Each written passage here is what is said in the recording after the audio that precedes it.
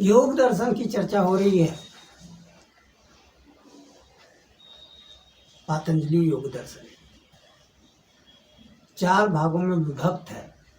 योग दर्शन चौथा भाग केवल्यपाद है। केवल्यपाद की चर्चा चल रही है। समाधि की स्थिति के बारे में बताया जा रहा है। समाधि प्राप्त व्यक्ति को वो सारी अनुभूतियां होती है जो एक तत्ववेत्ता को होता है। उसके पहले श्लोक की चर्चा चल रही है। जन्म से, औषधि से, तप से, मंत्र से और समाधि से होने वाली सिद्धियां होती हैं। जब एक तत्ववेत्ता बनता है, अखंडता की अनुभूति प्राप्त हो जाती है, तब उसे अनुभव होता है कि सारे लोग तत्ववेत्ता क्यों नहीं बन जाते हैं। बिल्कुल बन ही जाना चाहिए, क्योंकि हर व्यक्ति के केंद्र में, अचेतन में अखंडता की अनुभूति छुपी हुई है। प्रकट नहीं हो रहा है, चेतना में प्रकट नहीं हो रहा है, अचेतन में वो शून्य सब में विराजमान है। तो जब अखंडता की अनुभूति हो जाती है, तत्ववेत्ता आदमी बन जाता है, तो उसे लगता है कि यह जन्मजात गुण है। जन्म से प्रकृति के आकर्षण सब में बंधा हुआ है, सब बंधे हुए हैं प्रकृति के प्रति आकर्षण, और उसी आकर्षण में बंधते चले जाते हैं। और अखंडता की अनुभूति जो अचेतन में है वह गौण बनते जाता है, दब जाता है, और संस्कारित व्यक्ति इतना ज्यादा व्यक्त विषयों में उलझ जाता है कि अखंडता की अनुभूति उसे नहीं होती है। जिसे प्रकृति के प्रति अपेक्षाकृत जन्मजात रूप से आकर्षण कम कहे,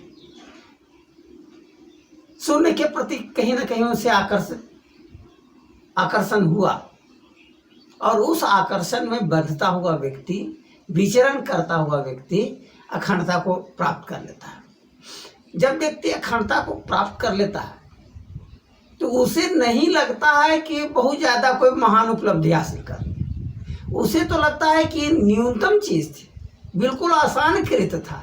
केवल प्राकृतिक विषयों यानी व्यक्त विषयों के प्रति ध्यान नहीं दे करके अखंडता की अनुभूति पर ध्यान देने की जरूरत है। अखंडता को प्राप्त करने बिल्कुल आसान, सरलतम विषय है, और उससे सरल विषय कुछ नहीं। लेकिन हर एक व्यक्ति व्यक्त विषयों के प्रति आकर्षित है, उसे अखंडता की अनुभूति नहीं हो रही है।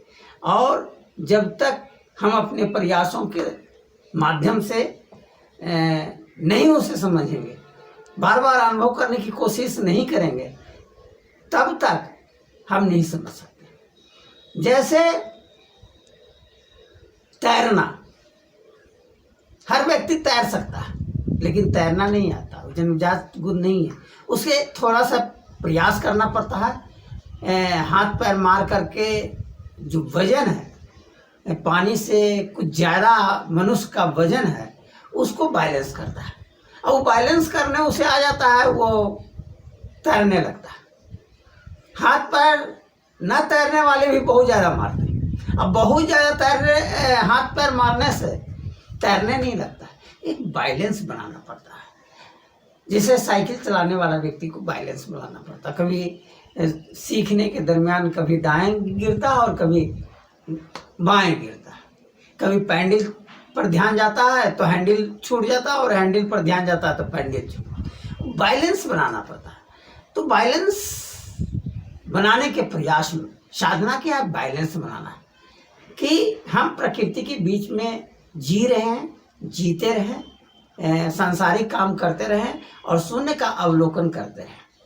और यह प्राकृतिक गुण अंत में समझ में आता है कि यह तो हम जब से होश संभाले हैं तब से क्यों नहीं समझ पाए। अपने बचपन के दिनों की याद आती है कि कहाँ कहाँ उसको नहीं समझ पाए।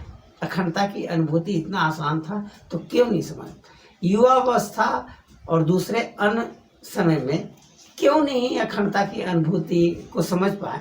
वह समझने के बाद उसे याद आता है, समझ पाता है। तो सबसे ज़्यादा अच्छी बात है कि अगर अखंडता की अनुभूति को कोई व्यक्ति समझना चाहता है तो बहुत ज़्यादा गंभीर होने की ज़रूरत नहीं है, सहज होने की ज़रूरत। इसलिए अंतर्विज्ञान के कुछ शास्त्रों में सहज योग साधना कहा जाता है।